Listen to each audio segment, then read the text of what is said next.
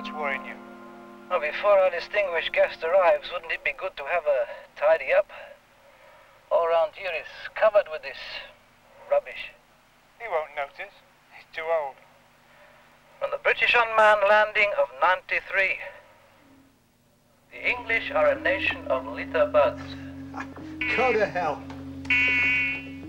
Luna Kaya calling you, Tom. Put him on, Lisa, will you?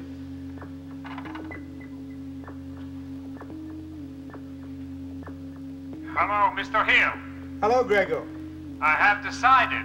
You are ready? Fine, when you are.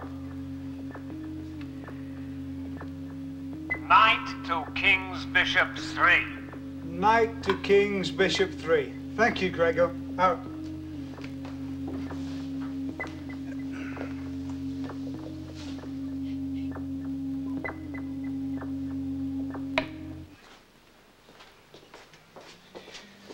$20 hours, time for a drink. Not that there's any difference between 1 hour and another on this wretched planet. Thank you.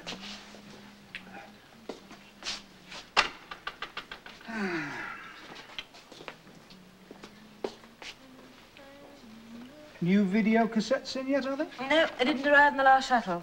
That's all I need. It's the first time they've forgotten.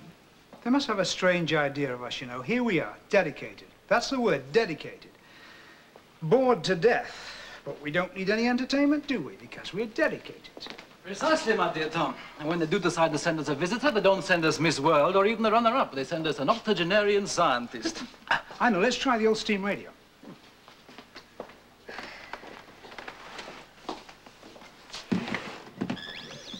Yeah, sunspots.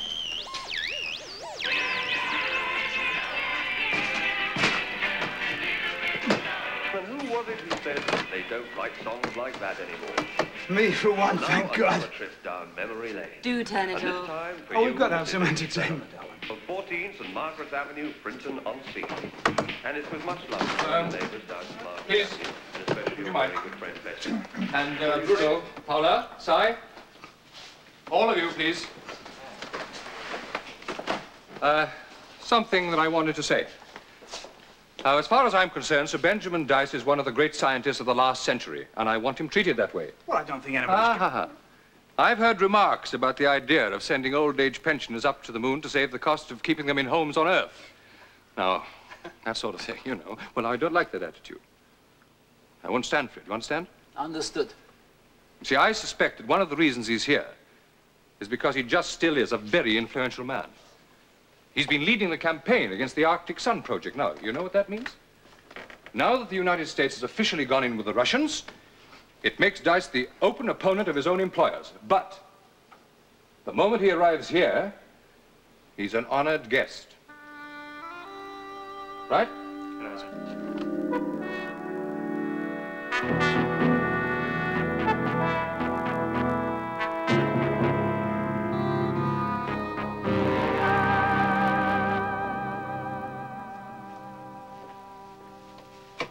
Yes, sir? Calder. Yes, sir. Sir Benjamin Dyce has just landed. Reception party to my office, please. I've never known him take so much trouble over a visitor before. I think polite arrogance is what's called for.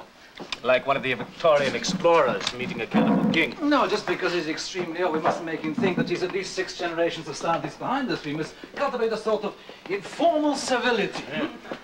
And this is Dr. Helen Smith. I've always doubted if women have any useful place in science. I don't think Pierre Curie would have agreed with you. The man was a fool. I beg your pardon. Any man who is so careless to the material he's researching is to die from it. Tell me, Dr. Smith, what is your work here? I'm the psychiatrist. And you find conditions here conducive to interesting cases? One could say that living here was living under stress conditions the whole time. It is likely to create behavior problems if people are deliberately offensive. This woman's worth the rest of you put together. About the Arctic Sun project. What about it? Well, we've heard of your opposition to it. Yes. Well, we're very isolated here, you know, obsessed with our own activities. What is your main objection? It will destroy all life on the planet Earth. Now, when are you going to show me the work you've been doing on this moon base of yours? That's the only excuse I have for being here. Now, if you like. Good.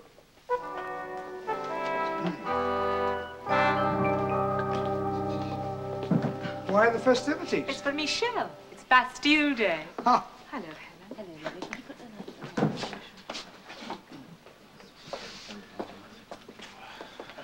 You look terrible. I have had 1 hour, 22 minutes with the professor. I'll mix you a drink. Thanks.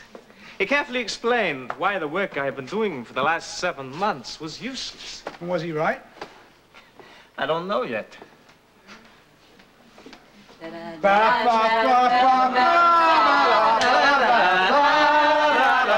The The 14th of July. And in Paris there will be singing and dancing in the streets and lots of wine. And here we celebrate with reconstituted calf's liver, synthetic potato, and H14, a local lunar vegetable so disgusting that nobody's ever bothered to give it a name. Well, at least there's wine, Michelle. Oh, yes, of course. You mustn't forget the wine. Chateau Mouton Calder. Add 2 packets of purple powder to 5 liters of recycled effluent and stir.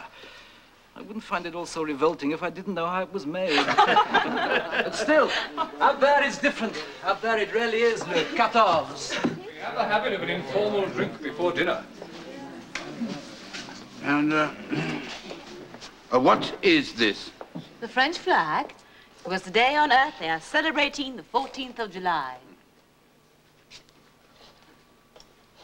Look out there, all of you. What do you see? The Earth? And can you see your beloved France? Oh, yes, not clearly. And but... can you see where France stops, and Germany, Switzerland, or anywhere else starts? Oh, not with the naked You eye. cannot see that if the soil is as close to your face as this meaningless bit of cloth.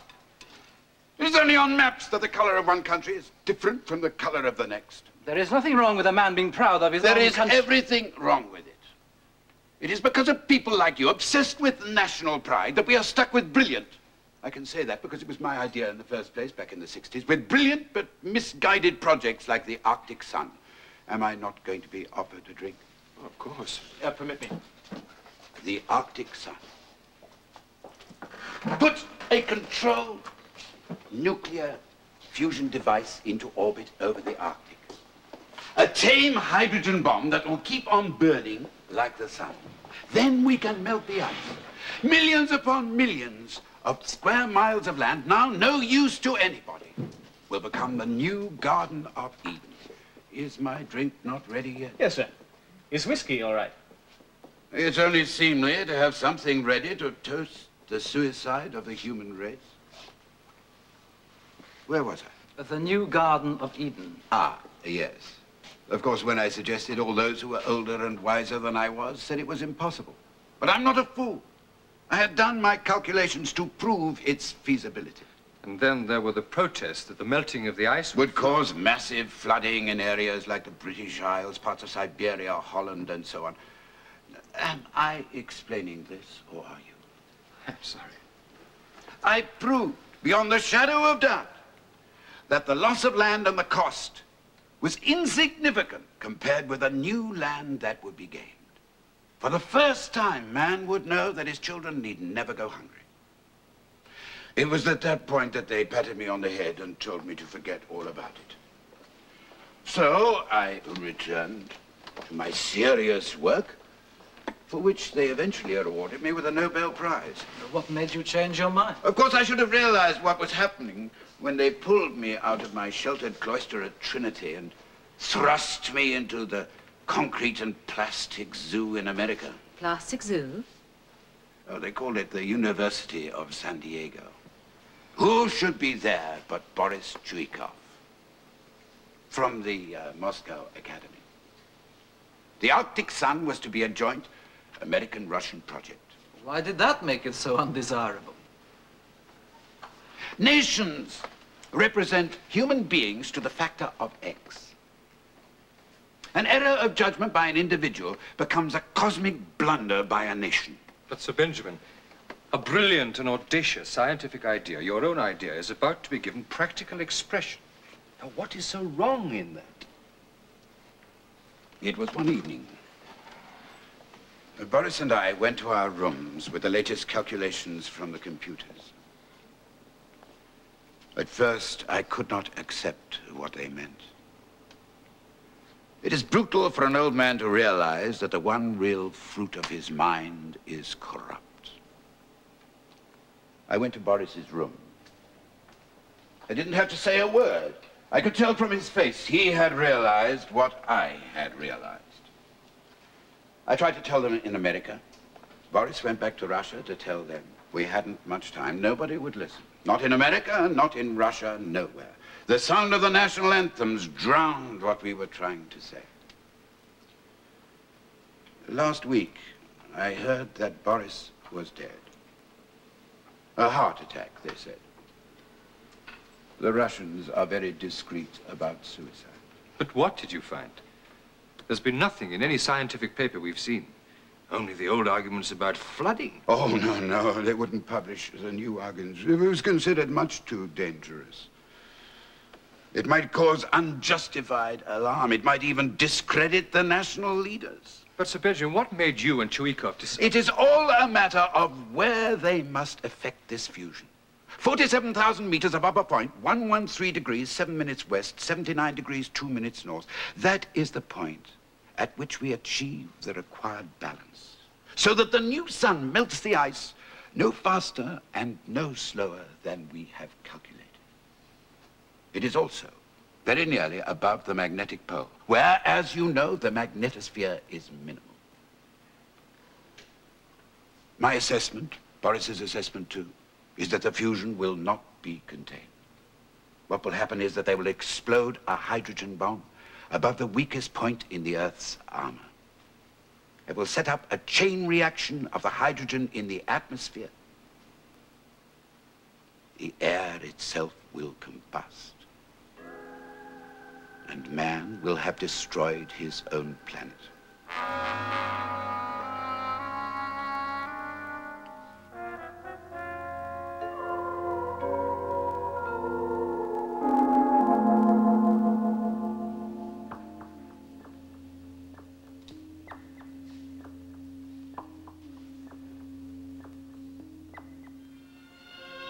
Well, I can say without fear of contradiction, that was the most depressing Bastille Day dinner that I shall ever eat. Well, I found it almost a relief. Oh, the silence, I mean, after he finished telling us. Your own friendly neighborhood harbinger of doom. I wonder how he'll take it. Take what? When nothing happens. An old man with a fixation and intelligence enough to recognize what's happening when its basis is disproved. You know, that's the most appalling thing about him. He really had a wonderful mind once. He still has. He's just mad, that's all. Oh, no, I adore the double concerto. Oh, the satellite must have gone on the blink again. Perhaps one day they'll provide us with a new one. Try the video.